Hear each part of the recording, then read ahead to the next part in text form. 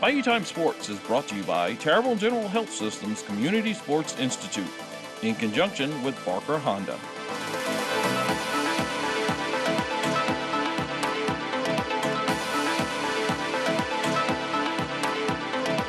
And welcome back to Bayou Time Sports as we continue to cover the recent Bayou Region Hall of Fame inductees.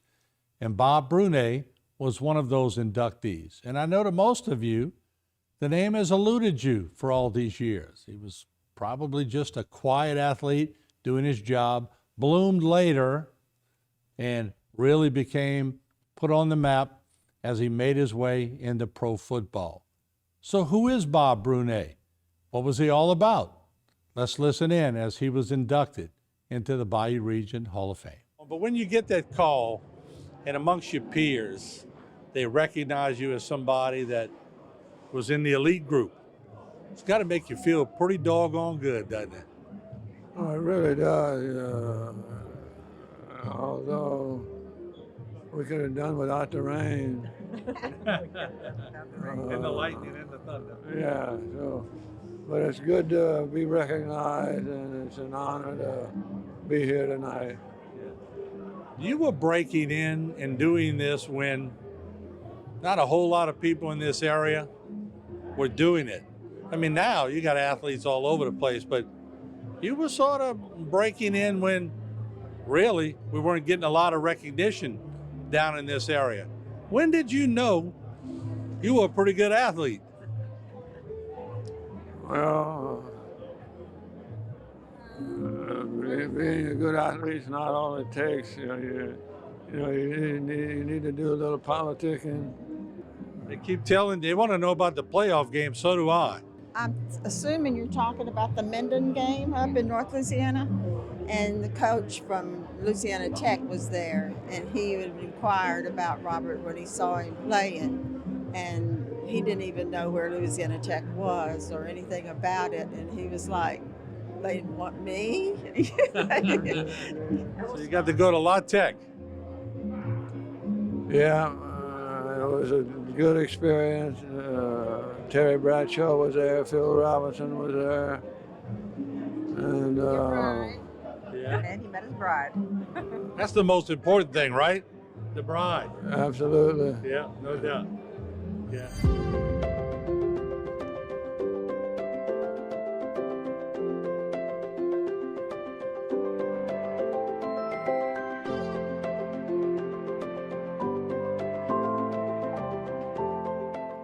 I had my cap gun and my pistol, and we shot up the neighborhood. I would speak French because my daddy didn't speak English, and he couldn't read or write. They were trying to take away the language. You got punished if you spoke French. I swept rooms after school to help the family with the bills. His daddy and my grandmother, my brother and sister, he's a fine young man.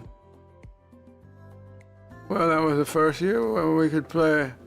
It seems like the whole schoolyard was filled with players there, but there was nobody to suit up these people. And so we had to try to use an elimination. It was the fastest ones who made the team. I was fast, I could run, and it was pretty much a piece of cake for me. I came out first. I could run like a deer.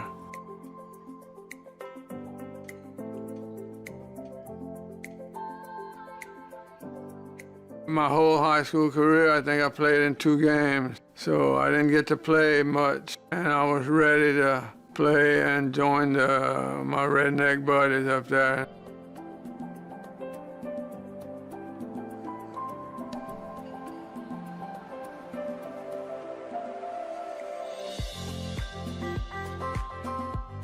I was looking for a scholarship from somebody, and Tech offered one. George Doherty.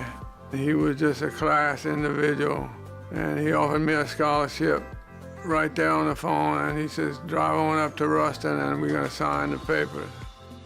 I said, I'll play for Louisiana Tech. Never heard of it, but I'll be glad to go over there. They invited us to come and visit, and my brother drove me. I don't know what Rustin meant.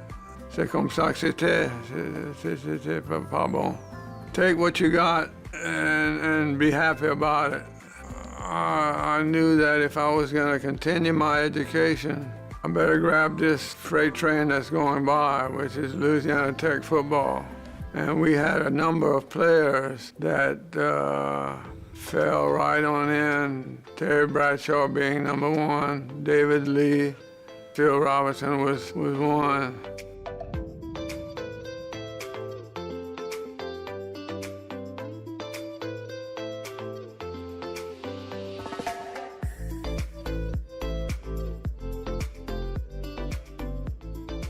Definitely homesickness. It was just a situation where it was a fish out of water.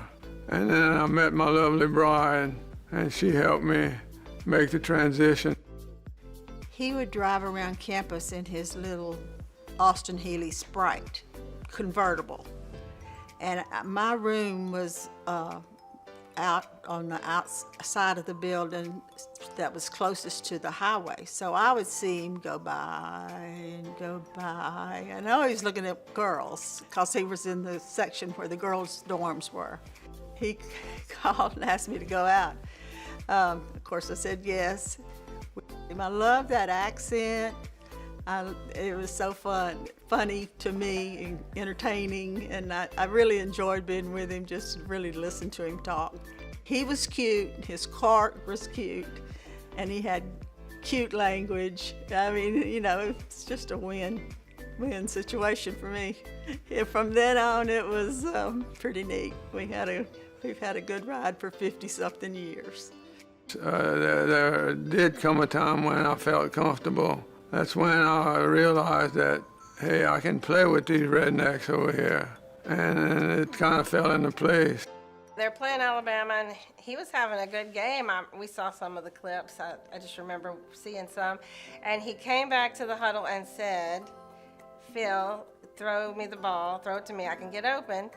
So he did get open on the play, and it just went in his hands and bounced out. And he ran back to the huddle, and Phil said, I thought you said you'd be open. He said, I did. I just didn't say I would catch it.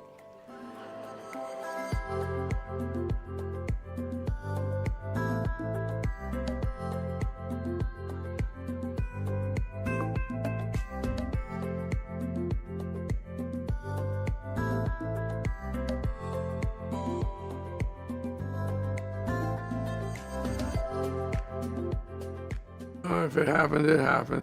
There was no goal that I was trying to reach. It wasn't like that at all. Washington, number 17, Harry Theophilides was at the helm. And his pass to number 26, Bob Brunet, went all the way for the score.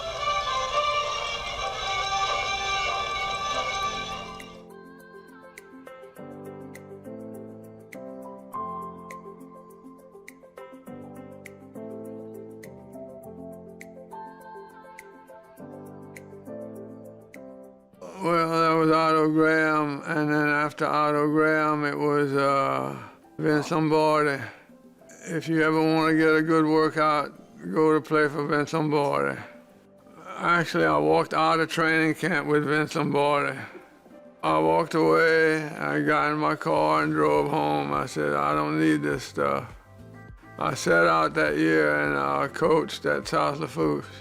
I think we won the district, but that was as far as we went. George Allen, I can't say enough about him and for him. George didn't like anybody that was younger than 25. He wanted that experience. Oh yeah, the Redskins treated me pretty good. I can remember walking onto the field, playing in the Super Bowl, the world's greatest players. I can remember walking out on the field and say, this is the Super Bowl, why am I not ready to play? We were distracted, we weren't ready to play. We had gotten our rings the week before.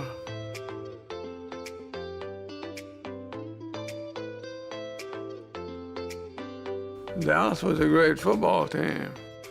We hated them. Oh, absolutely. Good guy, good guy. He was the original tough guy. He wasn't very fast, he wasn't very big, he wasn't very strong, but boy, he was tough. Just was the toughest cat on our team. Billy Kilmer was a good person. Billy Kilmer handing the ball off to me in a cloud of dust. It just kind of makes you reflect back. 20% of the game is the special team. Most coaches don't worry about it.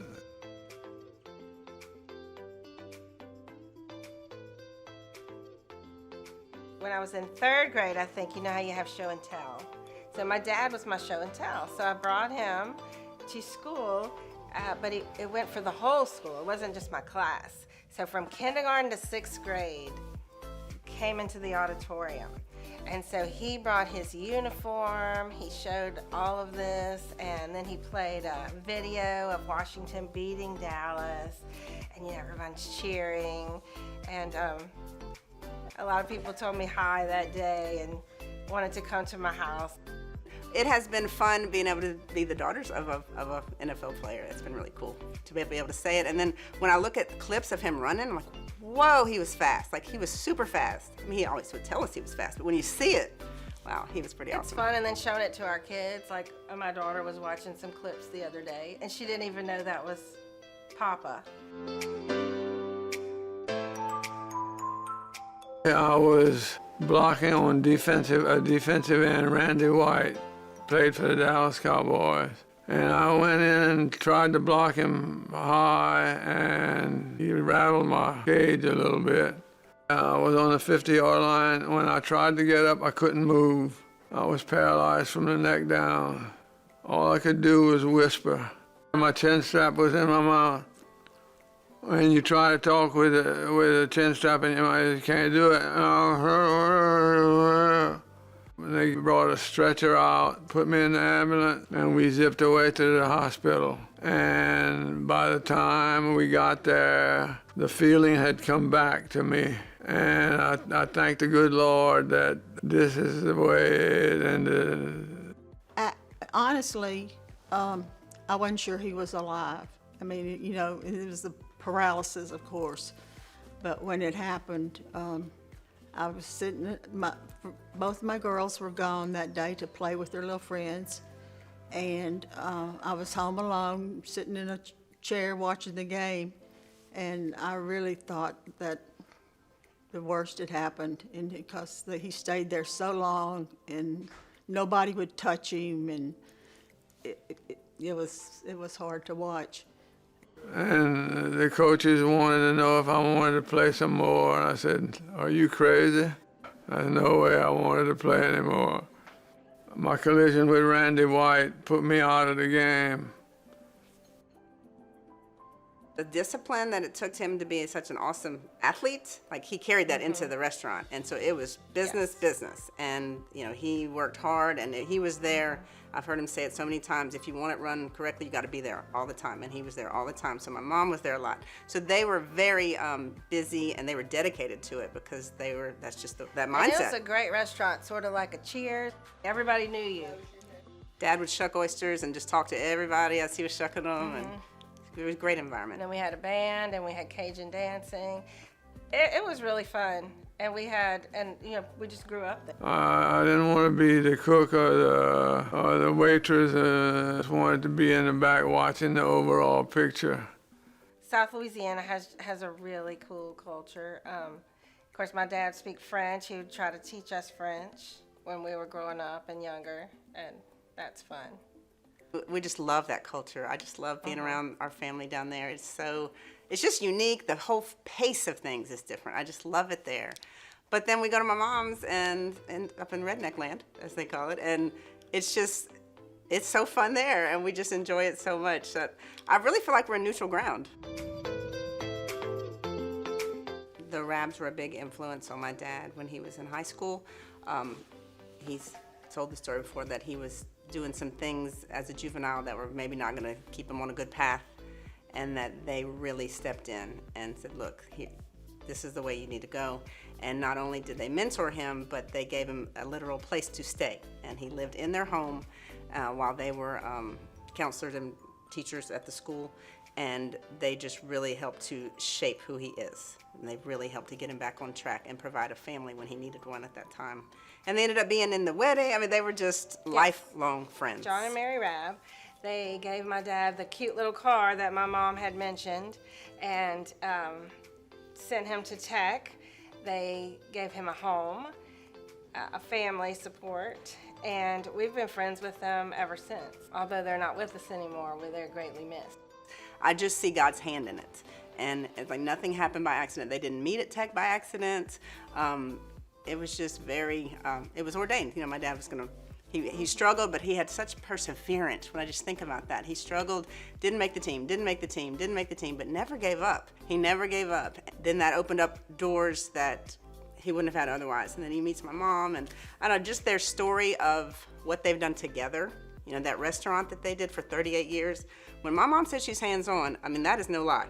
That woman cleaned tables, bus tables, served the food, I mean, right alongside my dad. They are true partners. They are true just helpers in everything. And I just look at them as just an awesome example of what a Christian marriage is, and I just couldn't ask for better parents.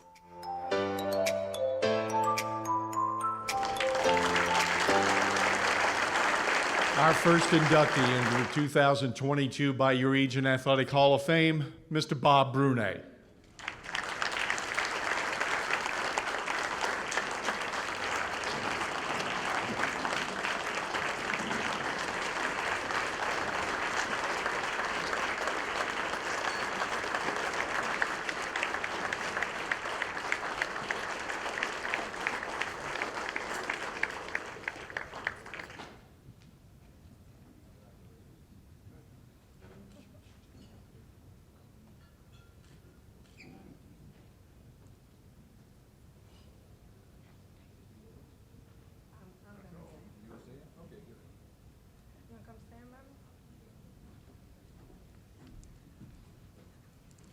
Thank you. Yeah, come in here too. You want to say thank you? And then you want me to talk? You want me to just talk? Okay. Hi, thank you. This is a wonderful evening. On behalf of my dad, Robert Brunet, and our family, we'd like to thank you for this honor. My dad's very humbled to be recognized tonight, and so thankful to be a part of this great community. So many great memories and amazing friends, I know, when we look, and we're happy to see you all tonight. No matter how many awards or honors that Dad has received from LCO, Louisiana Tech, Washington Redskins, this may be the most special because it is truly home, and that makes it very special. This has been a very joyful event for us to celebrate with our family. And we just want to say, to God be the glory, and thank you very much.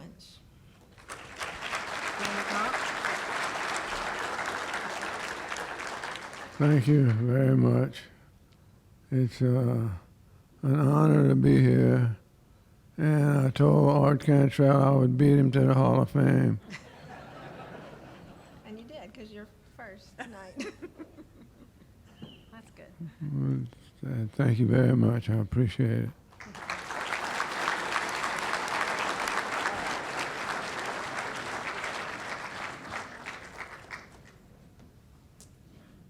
And be watching HTV as we continue to bring you all 6 of the inductees into the Bayou Region Hall of Fame.